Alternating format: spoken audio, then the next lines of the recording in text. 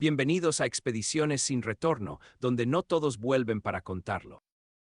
Imagina que estás de pie con el agua hasta las rodillas en la orilla de una isla pequeña, viendo cómo tu barco, tu única esperanza, se desvanece lentamente en el horizonte. Por más que grites o llores desesperadamente, no hay forma de que regrese. Ahora imagina que esa isla está perdida en medio del Océano Pacífico, completamente deshabitada. ¿Podrías sobrevivir? Y si lo hicieras, ¿cuánto tiempo pasarías antes de perder la cordura por completo? ¿Qué harías con el silencio absoluto, con la certeza de que nadie vendrá a rescatarte? Esta es la historia de Alexander Selkirk y la isla más a tierra, una historia que inspiró una de las novelas más famosas de todos los tiempos, pero que en realidad es mucho más cruda y real que cualquier ficción. Alexander Selkirk siempre fue un tipo temerario.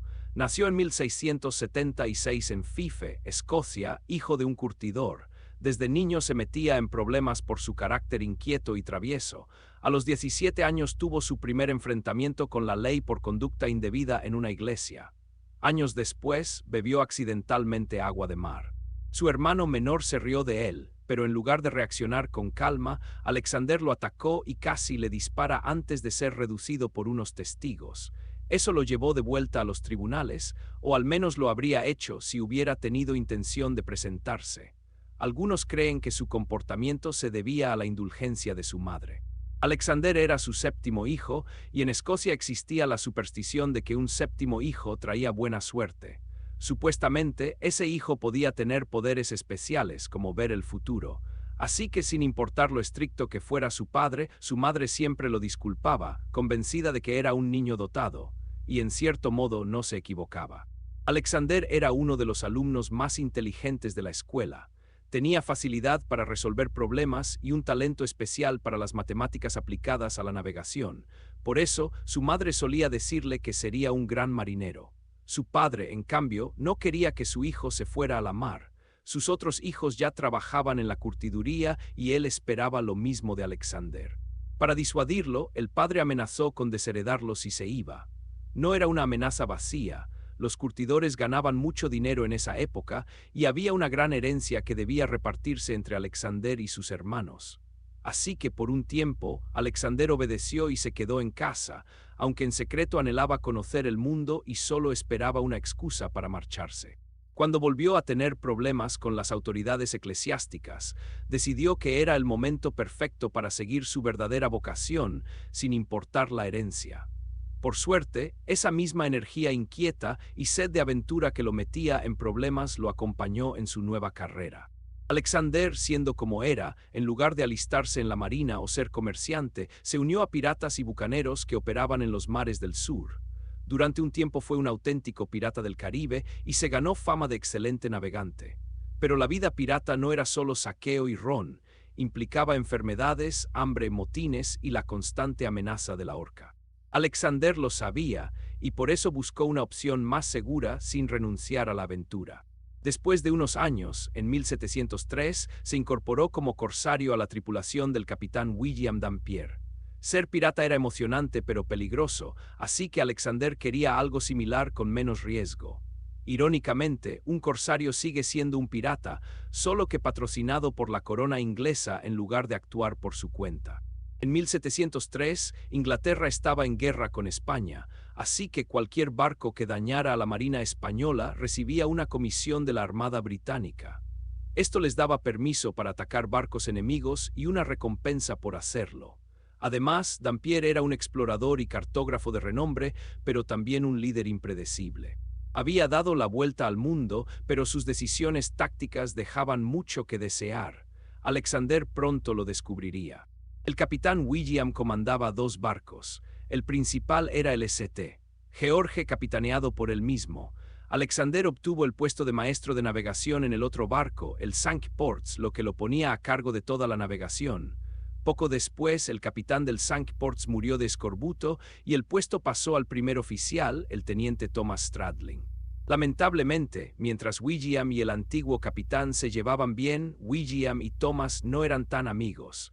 De hecho, poco después de que Thomas tomara el mando, 3/4 partes de su tripulación estuvieron a punto de amotinarse tras una disputa. Además, el año fue duro para todos. En una ocasión se enfrentaron a un buque de guerra francés, pero no pudieron hundirlo ni capturarlo antes de que escapara. Eso permitió que el enemigo supiera quiénes eran y que eran hostiles, arruinando cualquier elemento sorpresa. A partir de entonces, toda la armada española los conocía y eran tanto cazadores como presas. Esto aumentó las tensiones entre la tripulación y los capitanes, y luego hubo varios encuentros peligrosos con naves enemigas que causaron muchas muertes. Las tensiones siguieron escalando, sobre todo entre el capitán William y el capitán Thomas. La tripulación comenzó a dividirse, unos apoyaban a Dampier, otros a Stradling. Alexander observaba en silencio, calculando cada movimiento. Al año siguiente, en 1704, durante una misión rutinaria, el capitán William planeó atacar un pueblo minero de oro español en el río Santa María, en Panamá. Pero antes de llegar, fueron emboscados por los españoles debido a una serie de errores de William. Durante la emboscada, William entró en pánico y ordenó la retirada en lugar de luchar.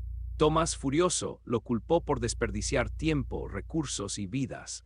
Le dijo a William que había cometido demasiados errores y que ya no era capaz de liderar ambos barcos. La discusión fue tan violenta que la tripulación temió que llegaran a las armas. Parecía inevitable que terminaran enfrentándose a gritos. El 18 de mayo avistaron un pequeño bote y lo capturaron sin resistencia. Era un barco mercante cargado de suministros y algo de dinero, y Thomas quiso quedárselo al descubrir que había una cantidad considerable a bordo. William no creyó la historia y soltó el bote sin registrarlo a fondo. Thomas se enfureció y estalló una discusión monumental entre ambos. Finalmente, Thomas rompió la alianza y los dos barcos navegaron por separado. Alexander decidió quedarse con Thomas. Había visto los errores que William seguía cometiendo y aunque sabía que Thomas era inexperto, consideró que era la mejor opción. Pero esa decisión lo llevaría a un destino peor del que imaginaba. Tras separarse, Thomas, inexperto como era, sabía que su barco necesitaba reparaciones. Los últimos meses habían sido duros para el Cinque-Ports. Incluso la captura del mercante, aunque sorprendentemente fácil, había dañado el casco. Así que en agosto fondearon frente a la isla de Masa Tierra, a 740 kilómetros de la costa de Chile, y comenzaron a reparar la nave.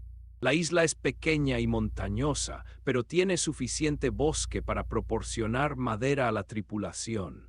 En aquel entonces, la isla estaba completamente deshabitada y era una de las pocas de la región sin población polinesia, probablemente por lo remota que es. En un mapa apenas se distingue, no hay otras islas en cientos de kilómetros a la redonda, solo ese puntito en medio del Pacífico. La vegetación era densa, con árboles que llegaban hasta la orilla y el interior estaba lleno de colinas escarpadas. Los marineros desembarcaron con hachas y sierras, talando árboles para reparar el casco. Pero Alexander, con su ojo de navegante, notó algo que los demás pasaban por alto. El barco estaba infestado de bromas, esos gusanos marinos que perforan la madera. El casco estaba plagado de agujeros diminutos que con el tiempo se harían más grandes.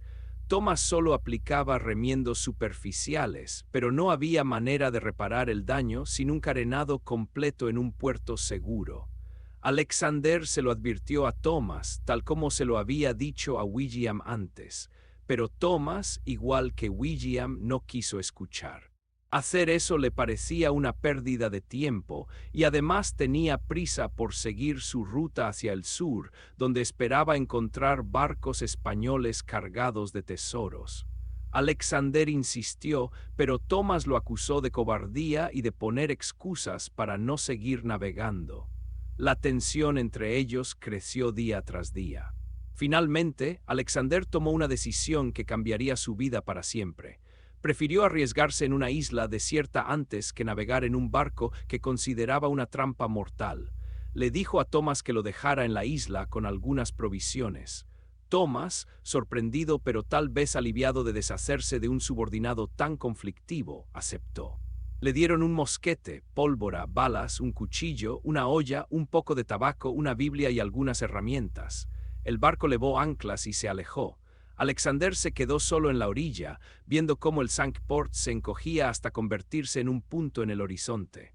No sabía que ese barco se hundiría pocos meses después frente a la costa de Perú y que la mayoría de la tripulación perecería. Su instinto lo había salvado, pero ¿a qué precio? Los primeros días fueron un infierno. Alexander no sabía cómo sobrevivir en una isla que nunca había pisado un ser humano. El miedo lo paralizaba. Oía ruidos en la noche, creía ver fantasmas, y el rugido del mar le recordaba constantemente su soledad. Pero poco a poco, su naturaleza práctica y su inteligencia comenzaron a imponerse. Construyó una choza con ramas y hojas cerca de un arroyo de agua dulce. Aprendió a cazar cabras salvajes que habían sido introducidas por exploradores anteriores, también atrapaba peces y recolectaba mariscos. Pero lo más difícil era la soledad. Para combatirla, domesticó gatos salvajes que dormían a su lado y también ahuyentó a las ratas que le robaban la comida. Leía la Biblia una y otra vez, aunque al principio solo para escuchar una voz, aunque fuera la suya. Con el tiempo, su fe se profundizó y encontró consuelo en las palabras. También desarrolló una habilidad increíble para rastrear cabras. Podía correr tras ellas por las colinas con una agilidad que asombraba incluso a los marineros que luego lo rescataron. Fabricó ropa con pieles de cabra, cosidas con tiras de cuero y un clavo doblado como aguja. Aprendió a hacer fuego con eslabón y pedernal y a conservar la pólvora para emergencias, pero hubo momentos en que la desesperación lo venció. Una vez, al ver un barco en el horizonte, encendió una fogata en la cima de una colina, pero el barco no se detuvo. Otra vez, unos españoles desembarcaron y casi lo capturan, apenas tuvo tiempo de esconderse en un árbol. Durante esos 4 años y 4 meses, Alexander perdió la noción del tiempo. Llevaba un calendario tallado en un árbol, pero a veces olvidaba marcar los días. Se volvió un experto en el clima, en las mareas, en los comportamientos de los animales. Su mente, lejos de quebrarse, se agudizó. Había días en que... Y si crees que esta expedición fue trágica, espera a ver la próxima historia, porque lo que le ocurrió a esa tripulación fue todavía más increíble. Ese es el próximo video. Dale like, suscríbete y activa la campana. Gracias por ver, nos vemos en la próxima expedición.